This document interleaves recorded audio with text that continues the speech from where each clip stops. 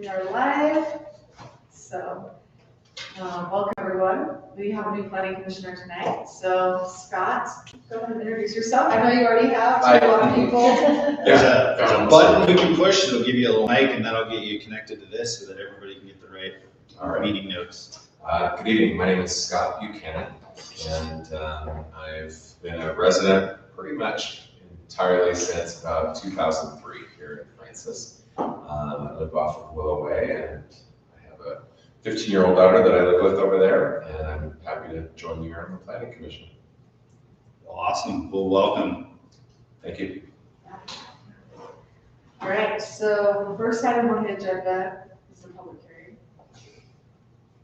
So you want to go ahead? Do you want to do the update, or should we just get it over with? Because I'm gonna guess there's not much public-wise. The update. Or you just open it up. Yeah, so Justin's our new chair. Yeah, I gotta remember how this goes. Just to feel rich, since you were gone last month. So Justin's our new chair, so you get to lead the meeting. So just run through the agenda. You can turn it over to me if you're ready for staff reports. Yeah, and then I'll read my staff report. Scott has one for the for the Southwest Field subdivision. He has a staff report for that one. And then give the applicant a chance to talk. If you have a public hearing, you can open it. Yep. And that's usually the then discussion and then motion. So Got it. you get to be in charge. So just Lord help us. And I'll try to get these TVs out, but if not, it's not the end of the world, because you all have one right now. And we have not a ton of public. All right. Today's meeting, we have a public hearing for the City Center Building Height Code Text Amendment, Southwest Field Subdivision, the final plat, Commercial RV Campground Code Text Amendments, approval of minutes, planner update, and adjourn. So with that, Katie, would you like to go first, or would you like Scott to go first and do things out of order? I'll go first. I'll go first. It's up to you. It doesn't matter to me. Yeah, I'll go ahead. So this first item, somewhat similar to what we talked about in the past a little bit. Get organized. I'm dealing with these tech issues that everything was working great, and then it wasn't. So I apologize. All right. So, Mayor Foreman directed staff to initiate a code text amendment to increase the maximum building height in the city center zone from 40 feet to 45 feet. The purpose of doing this is to incentivize development in the city center zone and to increase the amount of tax revenue the city will receive from development in this area.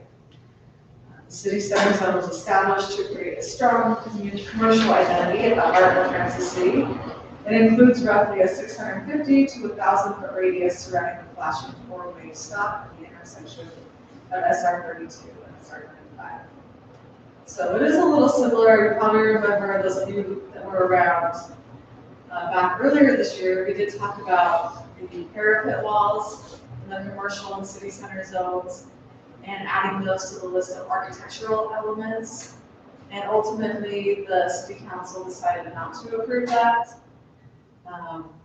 There is a potential applicant in the city center, which is just around this four-way stop, that has looked at doing a hotel. It's the same brand that we talked about before.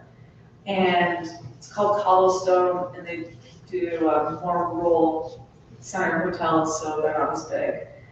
But for the design they want to do, it's more of their downtown design, and it's 4 stories. They've looked at trying to get it to 40 feet. They've spent time with their engineers to get it to 40. It's not going to 40. The mayor feels like it would be really beneficial to the city to incentivize growth for the hotel and whatever other businesses to get it right at that city center. So he feels like this would be a great thing to do, to allow the height to be up to 45 feet. Feels like a great thing, but he feels like it would be good to try to incentivize the commercial development because of getting more tax revenue. So, anyway, they have looked at trying to get to 40 feet. It's not working, and if you know, they feel like if they can't get the 4 stories, then it might not be feasible. So that's why we're here now. It's not just for that project. It would be applicable to anyone in the city center zone. So, looking at the general plan, it does have some policies and goals that are applicable to this item. The rate of commercial growth, one of the goals is that the rate of commercial growth will be higher than the rate of residential growth. We have a policy to promote a positive environment for businesses to strengthen and improve the city's tax base and quality of life. We want to create and maintain a sustainable economic base for Francis City, providing tax revenues, increase local employment, and convenience of shopping and restaurants. Really, we have no commercial base, and the mayor is concerned that in the long run, we'll have to increase taxes. So to avoid that, is trying to grow the commercial base. And then another policy to improve, diversify, and increase the tax base, seek revenue growth from economic development activities to mitigate residential property tax increases, which I've explained already. So my recommendation is to discuss the proposed amendment, and if you want to make any changes to this, you can. And then you have 3 options for a motion, because this is a legislative item. So you can have a positive recommendation, if you feel like this is in the best interest of the city. If you don't feel like it's in the best interest of the city, then you have a negative recommendation. Or if we need more time to discuss this or look at different things, we can table this item. A public hearing is required for this item, and we did notice that hearing in accordance with state and local law. So, sorry, I usually pull the code up at this point, but you can pull it up on your iPad. So the changes are, instead of saying the height of any structure shall not exceed the maximum height of 32 feet in residential zones and 40 feet in all other zones, it would say the height of any structure shall not exceed the maximum height of 32 feet in residential zones and 40 feet in the commercial, light industrial, public facility zone, and 45 feet in the city center zone, unless there's an express exception, and that wording is all the same. So that is the change, is the 45 feet in the city center. Then we'd also have to add a section to the city center code. Right now, the city center code points to the commercial code and says, for most of it, okay, just follow the commercial code. There are a few changes, a few differences, but mostly follow the commercial code. So we have to add a part of the code about building height, and that would say that buildings in the city center zone shall not exceed 45 feet in height unless an express exception in the code applies. And that's the height part of the code, nor exceed the recommendation of the South Summit Fire District. So that code that it references there says that you can have certain architectural elements like spires or cupolas if they're no more than 50 feet. That part wouldn't change. You would just say the actual building could be 45, and then architectural elements, certain kinds can be up to 50. So that's it for me. Scott, I don't think I had anything on this one, so. Okay, Public hearing, so we should open it up for public comment. yeah. Nothing? Let the record reflect. No. Okay. You sure? You don't have nothing to say? Okay, closing public comment and turning it over. You wanna just go from one end to the other? Okay, I think it should be conditional. I'd rather see the applicant in here saying why they want it. Also, I feel kind of weird about a 4-story building going in. I agree, we need the commercial, but like a 4-story hotel right there in the middle, I just feel like that would be super out of place right now. And maybe the town would grow into that, but I don't know. It seems really high. I'd rather have it be a conditional use so that the applicants have to come in and explain themselves rather than just a blanket permitted use.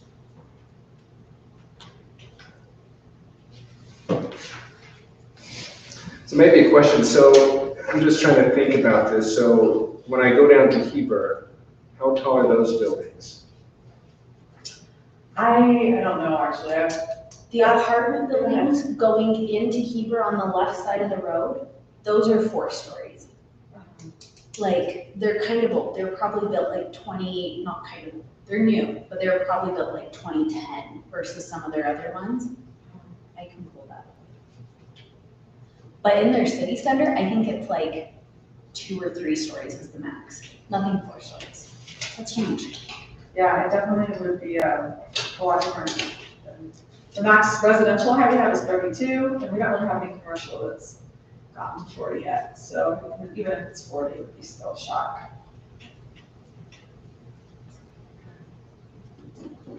Okay, that's all I have. Those are Do you want to go? Yeah. I mean, I thought it was a bonus. Yeah, I see all the points to this. I think that we need to drive commercial growth that aligns pretty clearly with our plan that we've submitted. I don't have strong feelings necessarily about a conditional versus a code change, so I think that it's an opportunity to bring commercial development here, which will protect taxes in the long run, which I think is important. That's my thoughts. I think that 5 extra feet is really not a big deal. It's right in the middle of the city center. I don't see that it's an issue. For me, the 40 feet and the 4 stories itself is already part of the code at 40 feet currently. And it's the extra 5 feet, and it's this habitable space, right? Is the key issue. I think that having the opportunity for the tax base is critical. I wonder if the mayor's philosophy, as Katie mentioned, asking this to be brought forward, I wonder if having it, this extra bit of buffer, 45, maybe would actually encourage development, and maybe somehow the conditional, which makes total sense, but I wonder if the conditional maybe has some chilling effect on that. Broadly, I think this valley has nothing like this. There is no hotel in this valley, and I think that we would be lucky to have it just from a tax base and having business in our community. It seems like it would be maybe more natural for it to land over in Camas. And obviously we would gain the opportunity if we have this, you can see how it might land to some other things. So I would think that it would be appropriate, like you said, just the extra 5 feet.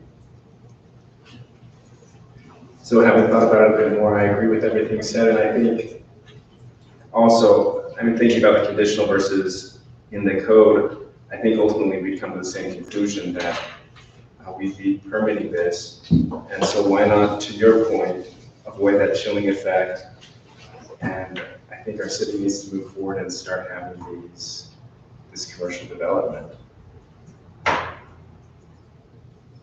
Okay, does anybody else have anything to add? I still like the idea of it being conditional, and the conditional wouldn't, I don't believe it would have a chilling effect. I work with a lot of developers, and conditional use essentially just means that they're permitted to do it, but that they'll come to us, and if we see fit, we can impose conditions on the structure. So like, if they are going to do that, then we are going, if we are going to give them the extra 5 feet, I know it's not a lot, but it does allow us to have more say in the design of the building, which I really like, just for us making sure that it's something that fits with our city instead of automatically giving it the golden stamp and saying, go ahead and build. I like that control. Yeah, that is true how we handle conditional use permits. So they are basically allowed by state law. Anything that's conditional is basically allowed as long as we can mitigate any negative factors. So it could be hard to mitigate 5 feet, but if there were like lights or things like that, which we do have now in our lighting code, so we do have an architectural review, so we will have an opportunity to look at the building architecture and the lighting, but maybe there's other things that have to do with that 5 feet that could be helpful to have the CUP, but I don't know. Something to think about. I think if this were a larger area, if we were talking about changing height requirements in housing or all of that sort of stuff, I might be more concerned, but I don't see a ton of 4-story buildings going to downtown Francis. anytime soon. So that's my only reason for saying like the CUP might just be an extra step. But I like the idea and I think that's important. I'm glad you brought that up. I mean, I like that that's how you're thinking about it, but in this particular case, I don't think it's necessary. So that's, I guess, my only follow-up to that. Totally fair. Okay, so now we just need a motion for recommendation. I motion to recommend it. I'll second. Positive recommendation as staff recommends, correct? Yeah, sounds like what Kim, I think I her recommend. her motion seemed positive, so. Okay. Great, vote. I'm gonna vote no, just because I would like to see that CUP. Yes. Yes. Aye. Yes. All right, next item. All right, so next item tonight is the Southwestville subdivision. We have Wyatt here we have questions, so that's helpful. For those of you that have been around since April, you might remember this, but the two newer ones might not. So this is I pulled out the commercial RV campground. That's not what this meeting. Okay. Yes, we did talk about this before. We looked at the preliminary plans back in March. This is a 7-lot subdivision on the southwest corner of SR 35 and Willow Way. There's a 17.5-ish parcel out there. They're wanting to subdivide a portion of that into 7 homes. It's for the grandkids to live on. So we did look at the preliminary plans in March. Those were approved. Then we did have some recommendations, which they've made and changed. So now they're moving forward with the final plat approval. So we looked at our codes and their plans, and it seems like almost everything is meeting. There are a few things that are outstanding that need to be updated, but they need to do that before we get to council. That's to dedicate a cluster wellback site on the site plan, show the location of the retention basin on the plat map. I've seen it on the construction plans, but we need that on the plat map. And there's a portion of the irrigation ditch that looks like it will be removed, and so that needs to be reflected on the plat map as well. So my recommendation is to positively recommend approval of the Southwestville subdivision plat with the condition that the outstanding items be completed. We don't need a public hearing for this item. Okay, that's it for me. I do believe Scott has something to add to that. So basically, I reviewed their construction plans. They're connecting to the water line that's at 1000 East, the sewer line that's at 1000 East. They are going to have a low pressure sewer system rather than a gravity system because the ground slopes that way, and they would have to go a long ways down to catch the sewer. And we have those systems in other places inside the city, so it's not a big deal. As far as the stormwater goes, we're still just kind of trying to flush out the exact size of it. That's why it's not shown on the plan yet. But as soon as we get that size, it'll be shown on the plat. So, but other than that, other than fixing a few little comments and finalizing the stormwater, it's good to go. Okay. Wyatt, coming to add to that? Okay, let the record reflect. Wyatt has nothing to add. Poor Wyatt, this is his 3rd trip. Yeah, the concept, preliminary, now final. So I like it. this It's should exciting. be the last step, besides council. Next one. All right, should we go in a row? I'm starting that. Yeah, we'll put the new guy. Well, Perfect. Yeah.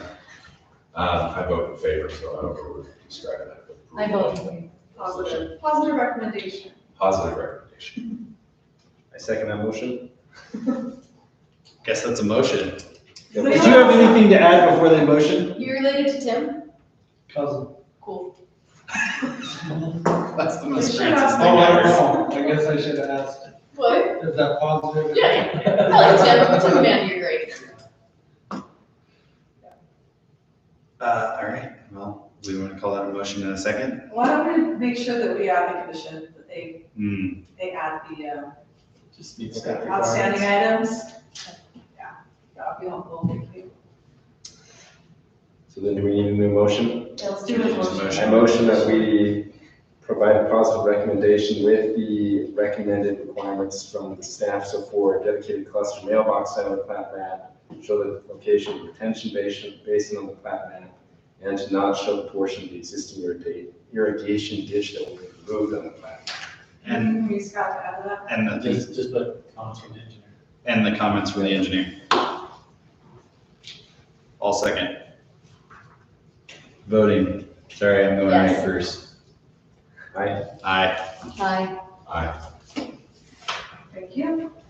All right, last item of business tonight is the RV park. Good luck. Thanks. Sounds like a lot of work ahead. Yeah, I'm afraid so. Yeah. That's why the street's been dragging.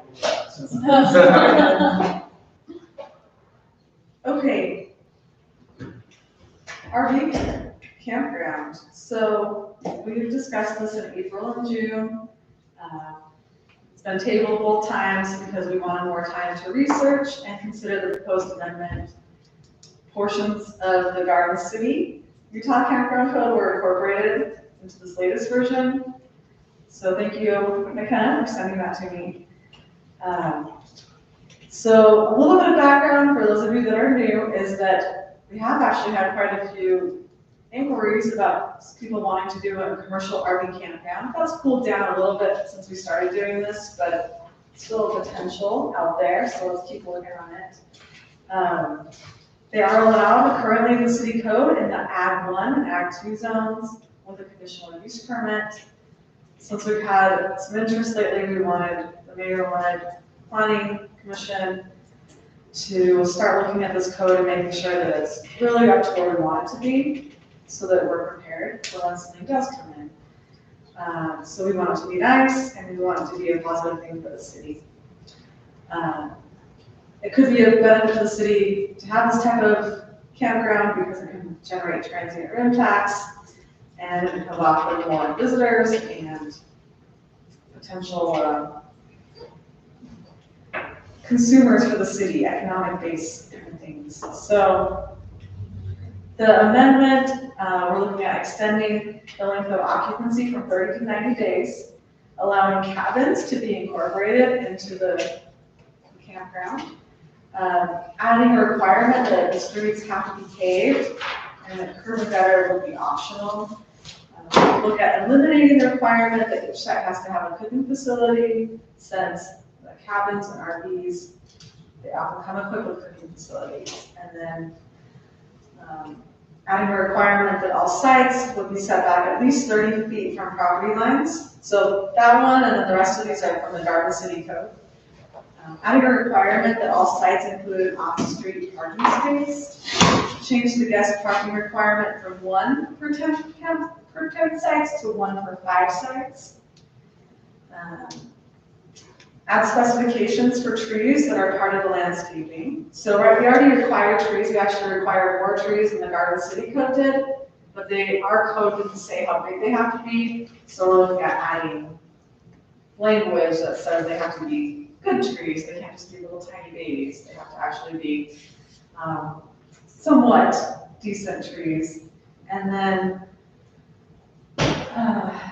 utilities have to be buried at a depth to ensure proper safety, and the campgrounds must be required to provide screening, or they may be required to provide screening. That would be at the discretion of the planning commission.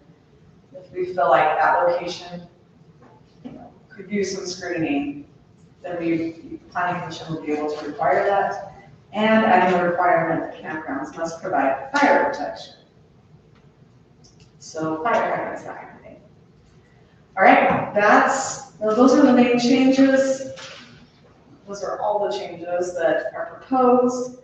This is a legislative item, so just discuss this. We can forward it with a positive or negative recommendation, or we can table it. We want to keep talking about this, which we can. So there's really no hurry here.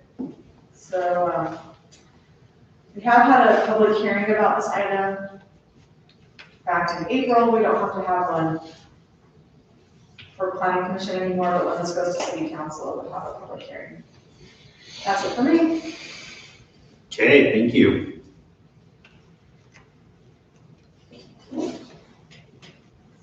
Go for it. So a quick question, so what was our thinking in eliminating the cooking? I mean, I understand that we're saying that RVs and cabins usually have them. Was there also an appearance reason, or was it just that it would be redundant? Bunch Well- of barbecue pits. I had thought that we would at least put a barbecue frame on the tent sites, because they are not gonna come with possibly something to cook with, like an RV or a Right. cabin. And so I think there should be something to cook on for at least the tent sites, as well as, I mean, why not give them electricity too? Like, they're just shunned because they're in a tent. I think they at least need some kind of a pole to plug in your cell phone or something, you know, or a light, or something for an emergency, I don't know. I just think there should be electrical, and I think there should be something to cook on at the tent site. And then one tree, what if it dies? I think we should require more than one tree. So it's one per site. Yeah, I think we should, I mean, then you can put up a hammock, right? Like, I'm just thinking down the road. That's a good point, that's a good point. And again, what if the one tree dies? At least you've got the one tree for shade. I If think the you're other onto dies. something there, though. Like, is there landscaping must be maintained? Is that, or did that fall under different codes?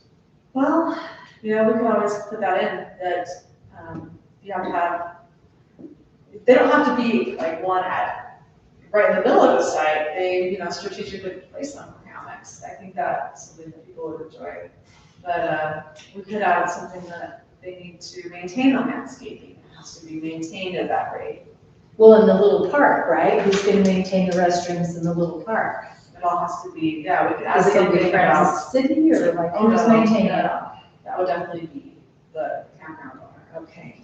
And then my only concern with the extension to the 90 days is, how do we keep people from 1 week later turning around and extending for another 90? Now, they're abusing the extended stay. Like, how can we monitor it so we don't have like homeless people setting up camp at the RV site, just routinely being there year after year after year, because they're taking advantage of, well, we checked out for the night, so we left, you know?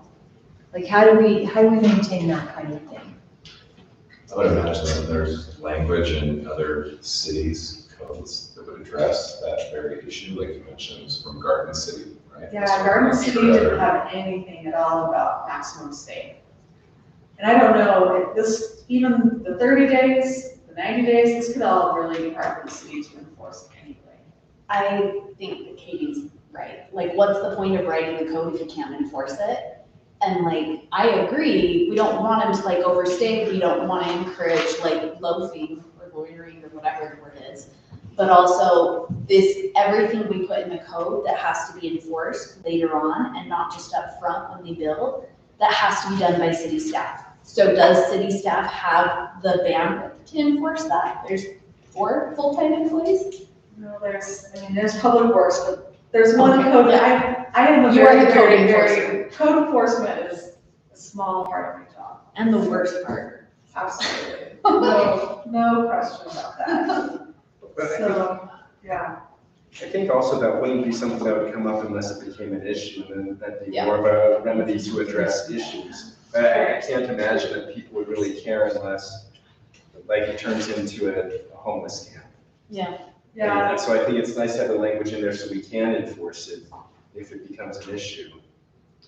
there is some language that discourages that kind of thing. For example, there shall be no removal of axles, wheels, or tires from an RV or other vehicle located within an RV or camping park, except for emergency temporary removal to accomplish repairs, and there can't be any separate mailboxes, separate street address designations, or other similar accessories which would give the appearance of permanence to occupants of an RV or cabin site. What if we just did 90 days total for the whole year? And then that way, like out of 365 days, they can come back and they can camp different weekends, but 90 days total the whole year. Or they could come for the summer. Yeah. And they're out. Yeah, that might be a good way to address that. 90 days per calendar year? Yeah. Okay, I'll write that in as a potential update. And then going back to Kim's suggestion, right now it says, the way that it's proposed is each site shall be equipped with a picnic table and benches or equivalent. Outdoor cooking facilities must meet the requirements of the South Summit Fire District. Should we add something about and are required for tent sites? I would just, this is how I feel about it. I think any site that doesn't have power should have a barbecue pit or similar means of cooking. And then every tent site and every campground I've ever stayed at doesn't have power. You know, that's not a unusual thing. But to your point, like the barbecue pit, I think, or some means of cooking for sites without power. Sure. Did Garden City say that the tent sites didn't have electricity? Yeah, they did say that they have to have water within so many feet. I can't remember what the feet was, but our code, I think it says, our code already says that sites have to have water. All the sites have to have water access. So I felt like that was actually better than the Garden City code as far as utility access. And then our code, the electrical, let's see, I'm trying to find where that was.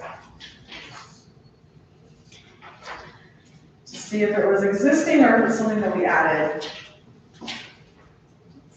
Would that be cost prohibitive to have every single site, including all the tent sites, have their own water access? I think it kind of depends on where it's at. If it's out away from the other ones and they have to run extra electrical lines out there, maybe. But if they're on kind of the outside and the lines are there anyway, I don't know that it would be that cost prohibitive to do it, really. Yeah. I think it's a good idea, because put tent site, and, you know, it's nice to have some electricity and things like that. Yeah. I was existing, it wasn't a new thing with this, I was just trying to remember if it was existing or if it was new. It was existing in all RV. And then we added camp, and cabin sites must be served with water and electricity. Tent-only campgrounds should be served with water to each site or group of sites. So I guess it's not each exact site, but then natural gas hookups are not provided, and they can't be provided. We don't want. I've camped across the country in the Army, in a different array of reasons. And just having some power at the campsite secures the fact that I won't have to leave and give it up to people coming in and stealing my stuff. And then you're so far removed, you have to go so far, maybe like to the shower room or the bathroom where there is some power, and now I'm competing with all the other people that don't have power either, you know, just to plug in a cell phone or something. So, I mean, just to run some electric to a tent site, I don't think is extravagant. I think it's helpful. It's just having been in that position a lot, it's helpful just to have some power right there. We all have cell phones these days, so as much as we like to unplug, we actually really don't. We kind of like having our cell phones. So we could look at, you know, that's something we could talk about is having water and electricity required for all sites. Back to trees. If we're done with that, are we? Yeah, I don't have strong feelings about whether or not power is required or not. I don't. Okay. Well, I like Kim's comment that 2 trees would be nice for hammocking. Also though, I think that that'll be prohibitive of the size of the trees that are placed. So then you won't really get like big shade trees, you'll get smaller trees because they'll have to compete. So I don't know if there's a way like 3 trees per 2 campsites. Because then we could get like 1 big tree, 2 hammock trees. And I was thinking that maybe we should change it instead of 4 feet in height to caliper size. That's usually what they go by tree size with for a couple other cities I've seen. And then that way, because like I've got some trees in my yard and I'm cheap. So the trees I got are probably caliper is how round they are, right? Yeah. So they're probably like this round. But 2 inches is usually a general like good caliper size for like a healthy tree that's also young enough that it can grow well. And that would be like it would be a bigger tree, it would be a more expensive tree, but it would also be a tree that's more ready to be established. Yeah. Well, they're gonna buy them in bulk, so they're gonna Yeah. get a discounted rate anyway. So. Yeah. Our commercial code and other parts of the code do require certain caliper sizes, but it also breaks it down by deciduous and coniferous, and depending on which type it is, it's either height or caliper, so we can use that same language. That's a great idea. So do we talk about trees around the perimeter kind of to form a screen to block, or are we just talking about internal trees? So these are more, well, it doesn't say that there has to be one tree at each site, it says one tree per site. So that could be on the perimeter, screening may be required, that was something we added. So screening could be a fence, it could be trees, they could have the trees on the perimeter and have them all out there. They don't necessarily have to be, doesn't say they have to be out of sight. Then we should add that. Yeah, if we want, it could, I'm trying to think of the RV places I've been. And they haven't usually had them like at each site because if you think of the RVs, they just pull in and out, I don't know. They damage concrete and. It could cause some problems with Yeah. infrastructure around there, but it could be nice, but then, I don't know, it could be nice on the outside too, so. Don't we have a landscaping review as a part of that? Yeah. Let's see, it says that, yeah, so all open areas except driveways, parking areas, walking ways, utility areas, or patios shall be maintained with landscaping in accordance with the detailed landscaping plan. So it actually isn't all there already, but it has to be maintained. With a detailed landscaping plan to be approved in conjunction with issuance of a conditional use permit. So remember, these campsites are conditional use, so they have to go through a review cycle, and part of that will be the landscaping plan. Let's just have a grove so that they have to have a hammocking area. They could always put that in the park area where the restroom is. Yeah. Can use a post. We're up in the mountains, they can plant aspens. I mean, not all trees are gonna ruin, the. No, I'm just saying So that's it's typically gonna why be- they're not next to the asphalt for the RVs. Yeah.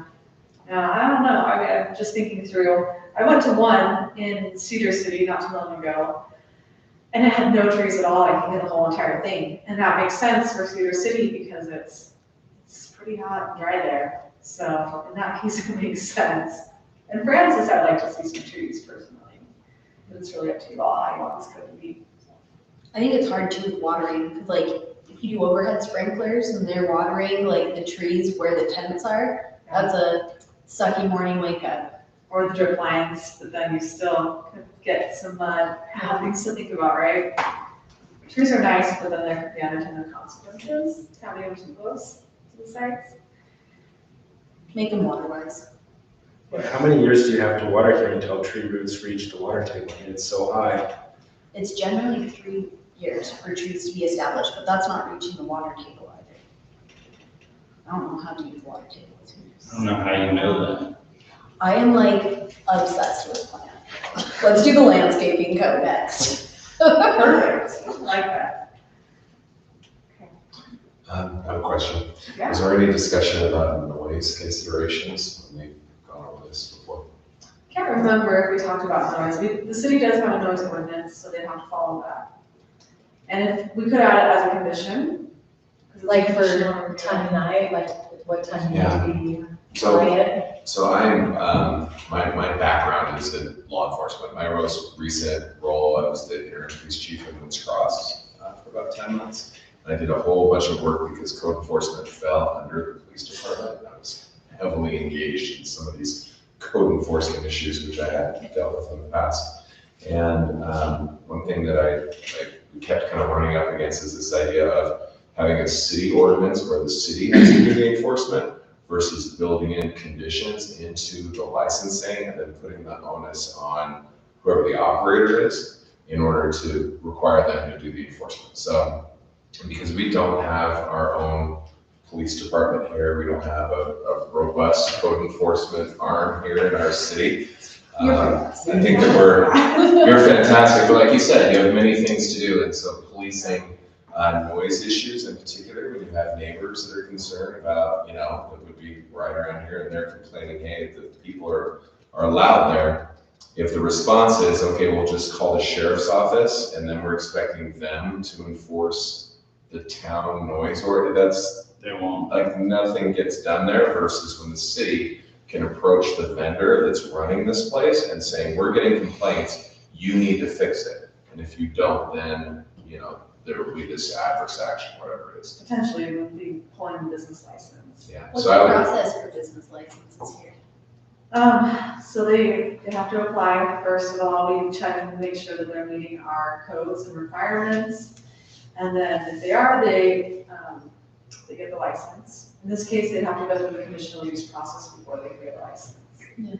And then if we get complaints that they're not meeting their conditions, then we start doing enforcement.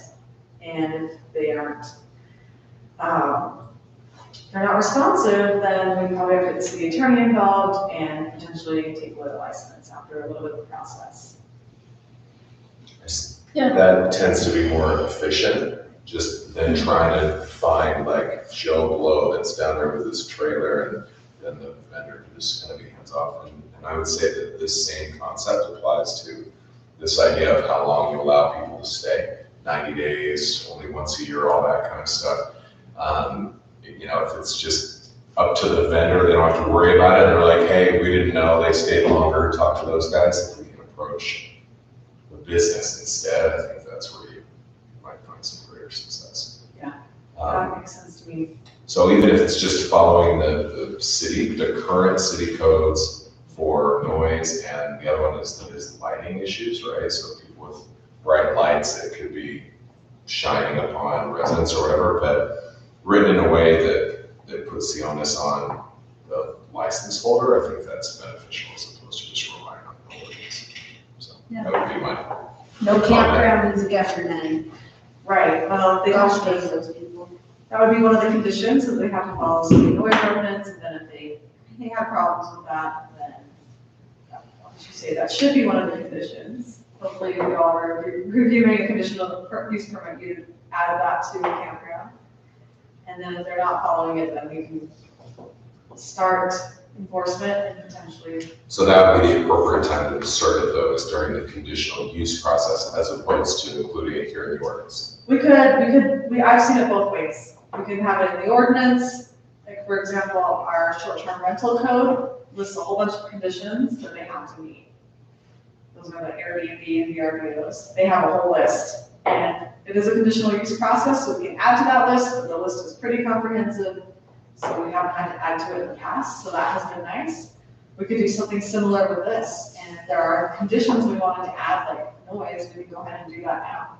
Do we want to just add it to our business license code? And then, all businesses should be in charge of keeping their noises down, right? Or else they risk getting their license revoked. Right, I don't know. I don't know, potentially, yeah, but not all businesses are conditional, I don't know. Do we need to About that table it more. and think about it next month? Yeah, there's no harm in doing that, we can keep thinking about it and look into that a little bit more. I think either way we want it somehow tied to code, because if we leave it up to the conditional use permitting process, surely 5 years from now, somebody's gonna forget to add conditions. And so if we care about conditions, I think we need to get them in code one way or the other. So maybe we wanna look at adding conditions into this code. Okay. The other thing I think we need to consider, I like your idea of tying that to licensing. I think that where I've seen that get messy in the past, having a similar background, is verified noise levels, because anybody can complain. Your neighbor doesn't like you, I'm just gonna call every day and complain, so you can't do by number. So that's where I don't know if you have solutions for that or if we need to do more research to that, but I do know that, that can get a little bit sticky. I've seen that in other cities. Yeah, we have had noise complaints in the past, and we have a decibel meter that I can take out and measure noise, and I've had to do it at before 6 in the morning. And it's not fun, but I have done it in the past, so we could do it again if we had to. I guess that's my point, is like, then you're just back to essentially being code enforcement, because you're out there measuring the sound at the time, so. Right, but if we have a lot of complaints about noise from one disgruntled neighbor, Sure. that might not be fair to threaten them to revoke their license without Right. any basis for that. Yeah, that's just where I'm seeing that What's pitfall. the acceptable decimal for noise in Francis? It's been a minute, let me, You know, like 5 or something? 5, would be No, I like, think it's 50 or 54 or something like that. I, The condition, Can we with just- the onus of the landowner. to Can show we the just same. write it in the code that like after 9 o'clock, no yelling, anything about like a quiet talking voice? You can't. I probably just want to keep it Not consistent with our other Yeah. ordinance, just so that we have the same, so that it would apply. Make it a condition so that we could revoke the license if we had to. So, I mean, if we're worried about enforcement, also we could have it so that, yeah, I mean, it might be a difficult thing, but we could shift the burden of proof onto the landowner, to the person with the conditional use permit, if there are a number of complaints. And then they have to go up with a decibel meter at 6 in the morning, not. Yeah, well, that's really the key, is you would want to incentivize the landowner or the operator to do the enforcement on their own, right, to avoid entanglements with the city, as I love opposed to the reverse where they're just like, Do they get fined? Like, we could institute some kind of fine structure or fee structure for that. But it's hard because I have seen instances where there is a disgruntled neighbor. Yeah. And they can cause a lot of problems for someone that actually is Sure. really not problematic. Sure, So the city does have to get in the middle sometimes, but I'm just saying, if we make it so that they have to get the decibel meter instead of the city, right? that makes it easier for the city. But how do we know that they're accurately measuring it? Because we have the neighbor constantly complaining, and we're like, well, they said they're measuring it. And I think it's worth asking if Summit County carries them, because you could do a validated noise complaint by Summit County or yourself, because they will still respond, but You know, like, why not? very slowly, I'm Very sure. slowly, lowest on the priority list. So here's what our code says right now, that a sound measuring 70 decibels or more between the hours of 7 a.m. and 10 p.m., Monday through Saturday, or between the hours of 9 a.m. and 10 p.m. on Sunday. Or a sound measuring 55 decibels or more between the hours of 10 and 7 a.m. So basically, during normal hours, daytime, you get 70 decibels. After that, you're at 55, and that's measured from the property line. so outside. That's what I've done in the past, is stand on the property line measuring decibels. Do we need to accept any of these changes? You said there's really nothing on the horizon, so I guess push came to shove, we'd have to do it all at once. Well, I think it makes sense just to do it all at once, to get everything in a good place, and then we'll, have a whole package to present to city council. Okay, we've worked on this for a long time, and this is what we've come up with, and hopefully they like it too. So let me go through what we've talked about tonight, and if anyone's not wanting to make this change, please speak up. Otherwise, I'll just assume that everyone's on board with these changes. All right, let's go over them one more time, because Okay. we've done a lot. Right, we talked about a lot of things. So adding the same tree code that we have in the commercial into this part. Adding a list of conditions for campgrounds. That was the size of the tree, right? Right, well, it could be size or height, we're gonna use the same language. So still have the one per side or whatever it is. Yeah, what about the ratio? 2's not crazy number. It's not like we're asking for 5 or 10, I mean 2. How does everyone feel about 2? we can include shrubs too, because I think that can help block out some of the noise. And privacy.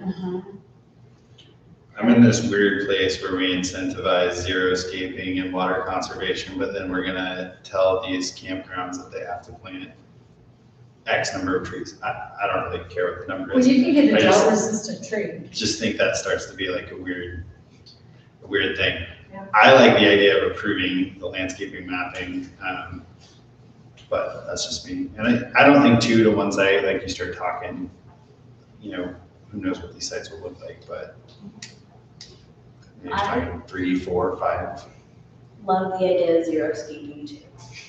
Like, and I think we should do everything we can to be as water wise as we can, but I think that can go more in line with the sprinklers they use than with the things they plant, because you plant trees and that actually is gonna conserve some of that water from evaporating from the ground, right? Sure, no, I'm with you, I'm just saying, like, the irony is not Seems lost on me. contradictory. Yeah, we could think about adding, we have another parts of our code, like a commercial code, that we're looking at a landscaping plan. One of the primary conditions is water conservancy.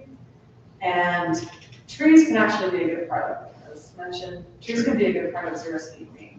We might not want a huge lawn, maybe we do want an active play area lawn that's appropriate, but I don't know. And also, if we're worried about water usage, we can really get in and specify the kind of trees that they have to have. We could say you have to have, I don't know, only junipers. Or even, there are trees that are indigenous to the area, native to the area, that use very little water. And so if we're concerned about water usage, we can address it and still have trees and shrubs. I'm just pointing out the irony. Yeah. There's other cities that have tree guides and landscaping guides that have these are the city's approved trees, these are the city's approved shrubs, because there's some that are invasive, like Russian olives, or what is it, Siberian elms. And so obviously you're not gonna incentivize those, so those are prohibited in the city. And then and so you can incentivize more water-wise trees and shrubs. Well, Interesting thought. yeah, I don't know. So It's matched for now. Okay, what, 1, 2, 1.5? At least 2. Let's vote. What's your number? let me, You wanna go last vote? I'm Okay. fine. I don't, 1 or 2, I'm not 2. that invested. I'll go with 2. I Okay. think that the current language though is not requiring them to be in the sites anyway. Right, Yeah. which I think we were I gonna I change feel that. like I'm that's okay with part of the intent here is to have it be. Well, I'm okay with that. I think that assigns a number, and then we have to approve the All staff on the landscaping, plan. and then we approve the landscaping plan. So we don't like where they put their trees, in theory. I want 1 tree and 1 shrub per site. I love it. Okay, so you're. Vote Lilacs to, are actually pretty water I don't even know where we're at. how do you feel about shrubs versus trees, or does it have to be trees? Did you give up on hammocking? No, I think we're saying I want a grove too. No, I'm not giving up on hammocking, but I do What if the agree. one tree dies? Then you're just out. No, because they have to have it Maintain. maintained. Yeah, And if it but dies, then they have to replace it or write it into the code. We'll put that as a conditional use of their landscaping. I'm just Drive going around, with, make sure they're all there. I 2 will. 10 trees. years from now. Me? I mean, nobody wants to stay at a campsite that doesn't have any. Absolutely not. I was Googling different campsites up around Bear Lake and stuff. Some of them have trees, some of them have 0 trees. But the campsites that get full first. Yeah, I think having a tree, and if you had 2, you could say 1 has to be at the side, 1 could be on the perimeter or something, Yeah. with your thing. With 2, you have some options. 1. Right. And I think as far as shrubs go, that's kind of I don't want to say a maintenance nightmare if they have to do shrubs and landscaping. I don't know. That might be kind of a drawback to say you have to have a shrub on each side. Well, I'm not saying on each site. I think I like the code the way it is, 1 per site. Not that it has to be on site. They have that freedom in their landscaping plan that they'll come back to us. But the shrubs are gonna provide some noise mediation for the outside area and some beautification throughout the site. So yeah, you guys can edit it. I'm gonna pour gas on this. And are we gonna exclude screening? Because I think screening needs to be, if you say you're gonna do a hedgerow, that is not gonna count towards the, Screening. Ooh. yeah. I'm with Because- you, I think there should be some screening of some type. No, we have that in there, I'm just saying, but if you elect Trees to to screen. do hedgerows, yeah, because That takes a lot of hedges or. exactly, and then you have this wide open grass field with gravel xeriscaping and all your trees are on your perimeter as you're screening. Okay, how about if I take this, kind of marinate it, because I think you all had some good suggestions, Except for. and I'll come back with some me. liquid. Just like my suggestion. Sure, you probably won't like it, but I'll come back next month. But again, like, I do think this is important because I think if you were to put this next to my house, I would be probably upset. And so I think like it is worthy of serious contemplation and you know, input. So that's why I rarely say that, but I think that's the case with this. I think we should give it plenty of time. Yeah, for sure. And if the mayor wants us to expedite, you know, He's Move had that no up. request, he said he hasn't even asked about it, so. well, I just mean if it became an issue, right? We could Yeah. spend the next 3 hours hashing this out, but at this point, like, we had a short meeting, let's use up the time to talk about this now and then Yeah. come back and revamp it. Okay, I think we have some good suggestions. I'll work out some language that tries to incorporate everyone's ideas, and hopefully we get to a nice happy place with the landscaping. But, you know, we want it to be nice, so this is important. You don't actually have to include growth. I do like it though. Yeah. It's fantastic. Must be fruit-bearing trees. No, that's a lamp. All right, what else do we have? All sites are gonna have water and electricity. 90 days per calendar year, we're adding a calendar year. And the cooking facilities are required for 10 sites. So everybody's on board with those. Landscaping is the really sticky one at this point. Okay. Did you say electrical for the tent sites? I did, yeah. Okay. And remember, the city council could overturn all of it. Okay, but Do we want to add that any violations to any of this may result in a business license revocation? yeah, so what I'm gonna do is kind of take the elements that we have in our short-term rental code and use the same structure in this. So it's gonna look a lot different next time, but it might be a lot the same, but it might look different. So, I like it, thank you, I know we just created a lot of work for you. Yes, sorry, Katie. it's doable. So maybe we won't talk about the Frontier Days coming up next month. There's a chance that I might not have a ton of time. Is there a volunteer sign-up sheet? that we- Oh, yeah, that's coming up soon. Mhm. That's the next item. So if you guys are all good with that, you have a motion on this item? I motion for staff to continue to work on it and bring it back at a forthcoming planning commission meeting. Motion to table. Motion to table. A second. Vote. Aye. Aye. Aye. I'm just trying to make, poor Antini has to write all this. Oh, I'm so sorry. You, don't even. Precision of language. Precision of language. Thank you so much. It's good that we have direction, I know that, but I will be working on it. And if anyone has suggestions, please, by all means, feel free to email me, or stop by, or text, or whatever. All right, Next. suggestion, we're good to go on to approval of minutes. We've got Yeah. April minutes in Dropbox. Has everyone reviewed April minutes who were present? Is that a fair and accurate assessment? Yeah. Good job. A motion to approve? I second. Vote. Aye. Aye. Aye. Aye. I'm gonna abstain only because I We're wasn't there. present. Yes, but they looked awesome when I read them. Well, I'm gonna No, there's vote not. anyway. It's okay. You can vote. No, I'm gonna Even if do you it weren't there, you anyway. can vote. Okay, we'll do that. It's fine. Okay. Okay, meeting minutes are approved. We are ready for our planner update. Okay, so I wanted to update you all on the Burton Ranch annexation that we talked about last month. That was tabled by the city council, their meeting last week.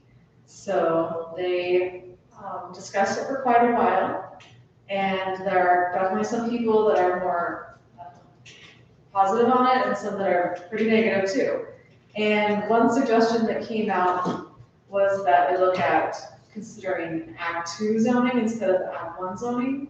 So I think the applicant might be going that direction. We're gonna talk to them next week and kind of find out what they're thinking and where they're at. So it's tabled for now with a potential Act 2 concept plan. Next month, it looks like we're gonna have another annexation on our agenda. It's called Lone Rock. It's over by Stewart Ranches. And that one, I think they're doing the Act 2 zoning, and that's kind of where this idea came from, for the Act 2 zoning for Burton Ranch, because the council really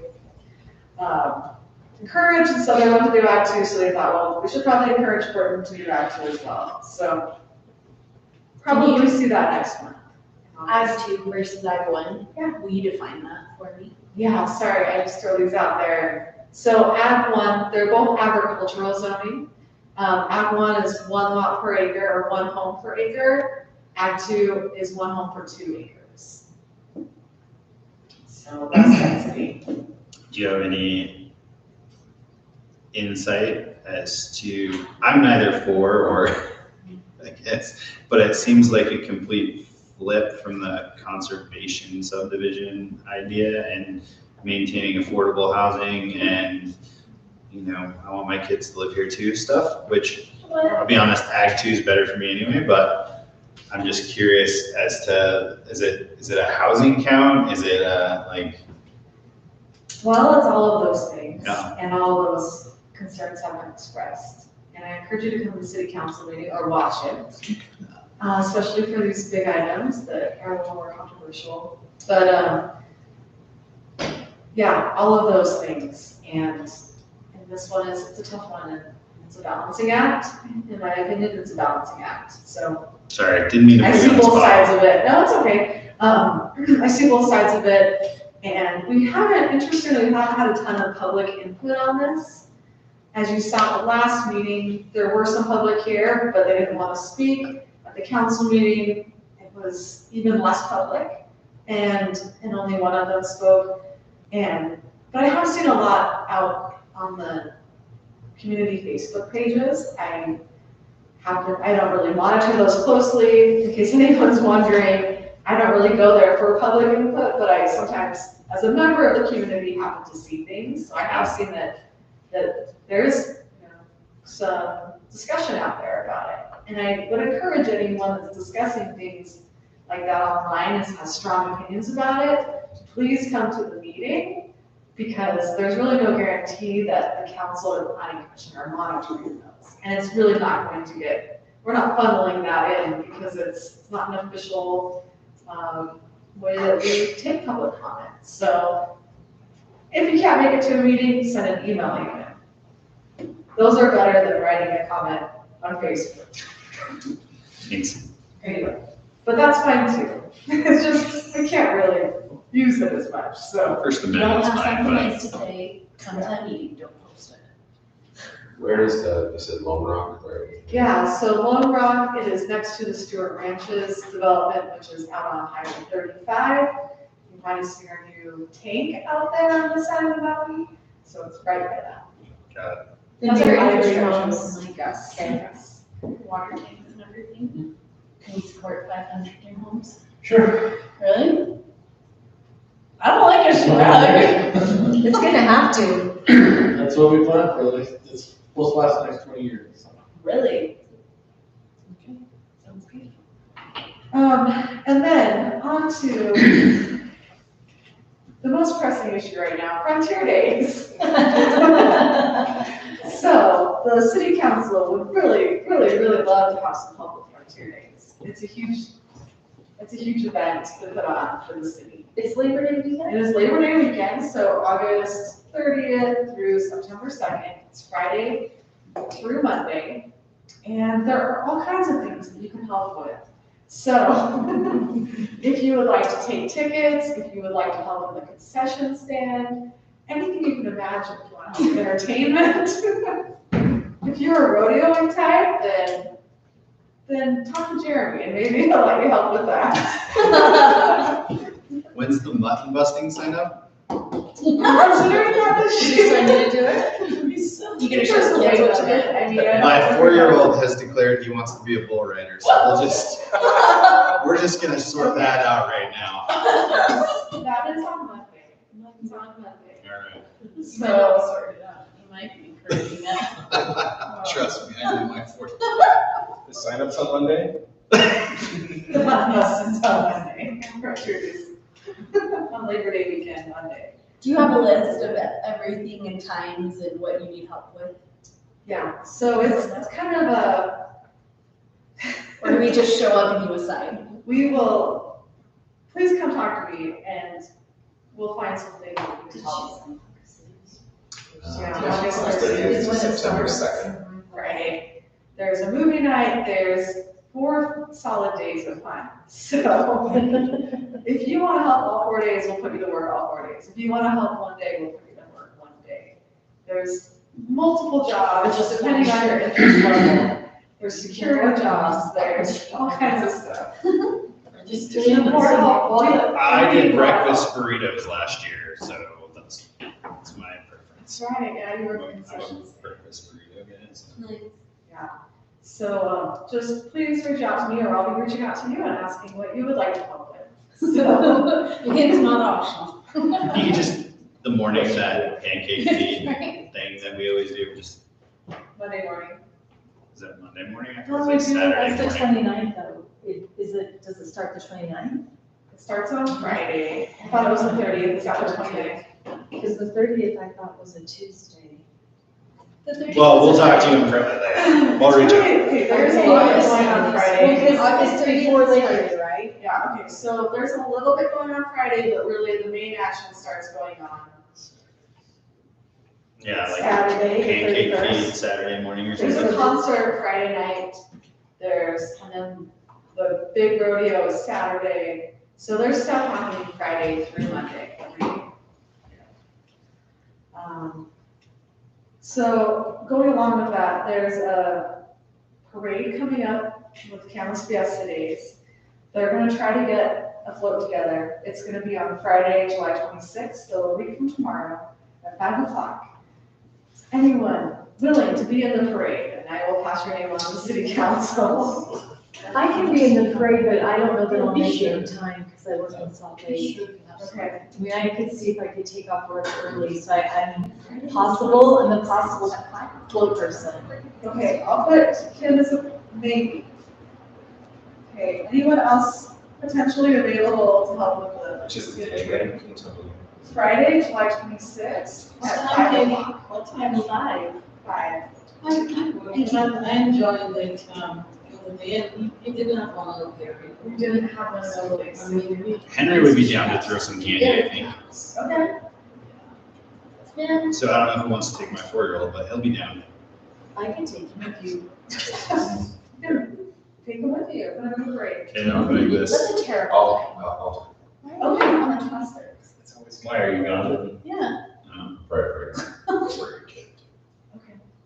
I'll take one of your kids. I'll pass your information along. Actually, that's the councilman who's in charge. They might. I can take There's it. a chances might not list of happen. stuff that you need that I can just go online and sign up for. Then I can do that. We usually just sign up Genius. I haven't heard if they're gonna do that this year or not, but I mean, because I've used that before in years past. yeah, we'll probably put something together like that. But I have a different family. The Foremans did the concessions for Frontier Days for a long time. They took a break for a few years and now they're coming back. The parents are doing it, but Jeremy's brother is doing it. So things might look a little different volunteer-wise, and I'm not sure how that's gonna look. I haven't talked to them about how they wanna get volunteers, but there's a good chance we might do the silent genius again. So if we do, I'll send that out. Okay, I will pass Justin and Teeny and Scott on for the parade and maybe Kim. And just stay tuned. I'm gonna give them your info. It is getting close, so I don't even know for sure if they're going to be in the parade, but hopefully they can pull it together and get something in. That's it for me. So thank you. Okay, Scott, do you have anything? I don't.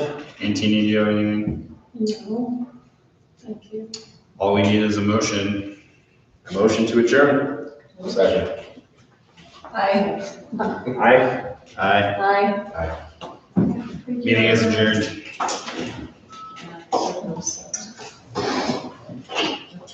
Hopefully next time screens were ordered